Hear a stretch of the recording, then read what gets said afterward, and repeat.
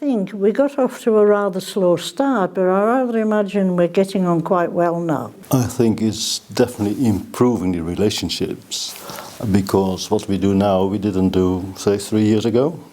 Using the people who are experts by experience because they've been through the service, but also people who are experts in their own community. You realise that there are some things that are not easy problems, and that there probably are not ideal solutions for them. It's a really nice group of people to be with who are passionate about stuff and who've got different views. Different representation means different ideas, different opinions. We need to make sure that people really understand where they've been listened to and where changes have been made based on that listening. I think there are bridges that have been built, but with anything like this you can always do more. You plant seeds, you hope people are going to stay and get involved and that what you're doing is of interest to people.